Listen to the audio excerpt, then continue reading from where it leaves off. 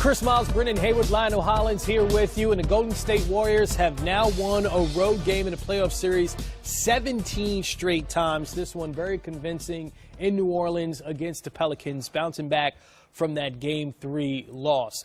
But look, Kevin Durant was the story of this particular game. 38 points on just 27 shots. Again, that efficiency thing we talk about. He was just amazing. It was amazing, and right from the start he was aggressive. He got to the mid-range, he pulled up.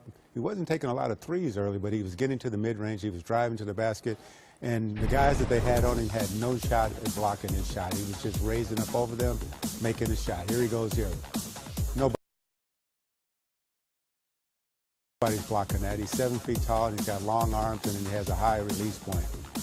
Brendan, talk about that release point, because Anthony Davis is, when Drew Holiday's on him, we get it. He's shorter. It's not going to work out. 6'4" versus 7 feet. But there you see it. Anthony Davis, a fellow 7-footer, couldn't get his hands in the way of that shot. Yeah, Kevin Durant, he's a legit 6'9", 6'10" himself. And he has great jumping on his jumping ability, leaping ability, and he gets such great arc and range on his shot. You see right there, that's Anthony Davis putting a hand in his face. KD still shooting the basketball like AD isn't even there. He has a feathery touch. He had it going tonight in the mid-range. So if Anthony Davis can't stop Kevin Durant's shot, you know what's going to happen when Drew Holiday is trying to guard him in the mid-range. That's like Kevin Durant shooting over a chair. He doesn't even see Drew Holiday. So he got really hot early on. Drew's a great defender. Had a ton of success last series guarding Dame Lillard. But guess what? KD and Dame Lillard are slightly different basketball players, big-time height advantage, and I think that KD used his height and played to his skill set tonight. A lot of times when people talk about the best players in the game, okay, let's talk about the best scorer right now, because it seems like KD should still be at the very top of that list from what we saw this afternoon, right? He just brought it out in the sense that the mid-range is something that's lost in the game. Everyone wants to shoot three-pointers or finish at the basket. He dominated this game from the mid-range. He does. And, there's guys that are shooters, that are spot-up shooters. There are guys that are good post-up players. KD does it all. KD can catch and shoot. He can come off a screen and shoot. He can one-on-one, shake and bake, drive. And he's always been a natural scorer. I think, there's guys that know how to score. He's always been that kind of guy, and he showed it tonight because he came out and he said, I'm going to put you guys on my back tonight. Curry's a little bit off. I'm not waiting on Clay. I'm going to do it myself. He has an infinite scoring range, and so that means he can pull up from deep. He can get it done in the mid-range. He can score on the block, on the post, and no one can really stop him just because he's so tall and has great touch. So when a guy like Kevin Durant comes out there with that aggressive, hungry mindset that Draymond said he needed to come out with, then you see a very active KD. That's a problem for anybody on the block. Think even back to last year's finals. When LeBron James switched to Kevin Durant, he had no answers for KD either. So KD is elite. He's probably player 1B right now to LeBron's 1A, and tonight he put everything on display and gave us a great performance in the playoffs.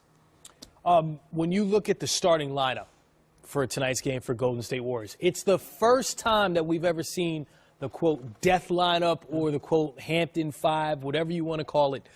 Steph Curry, Klay Thompson, Draymond Green, Andre Iguodala, and Kevin Durant. That's the first time they've ever started together, and you saw immediate dividends. Yeah, well, you saw a team that's able to get out and transition and play a fast style of basketball, and then at the same time they're able to defend. They were able to apply a little bit more pressure. Everybody was able to touch the ball. And then from the jump, you knew the game plan was to get KD established. He came out super aggressive. So when KD comes out aggressive with this five, and they're able to get up and down the court they play fast anyway. Even with JaVale McGee, they still play fast. But when they play with this death lineup, they're next level fast, and at the same time, they can still defend. So it makes them very hard to guard. And when they go small like that, they switch everything. They don't care who's guarding anybody, and that makes it difficult for offenses that aren't ready for switching and don't know how to adjust to it.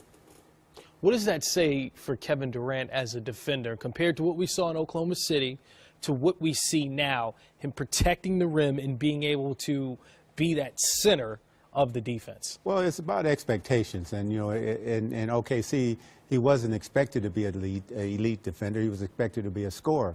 He goes to Golden State. They have a lot of guys that can score. But their mantra is, we got to defend. We're going to defend. We're going to run. We're going to move the basketball. We're not going to hold it. KD goes out to Golden State, and he has to fit with the program. And fit with the program means you got to be better defensively than you were before you got here.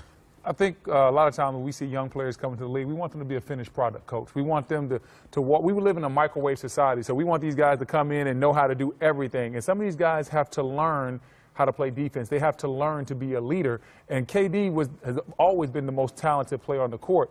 But now we're seeing him play defense at a level that he never played at in OKC. And I think a lot of that is because it's expected. He's in a championship environment. He's learning from that championship environment, and it's bringing the best out of him on both ends of the basketball court. Great adjustment by Steve Kerr to go with that lineup. Why do you think it took so long for him to start those guys together? I mean, it's been a full 2 seasons now. Well, I mean, as a basketball coach, you're looking at different things, and it's all about your matchups as well.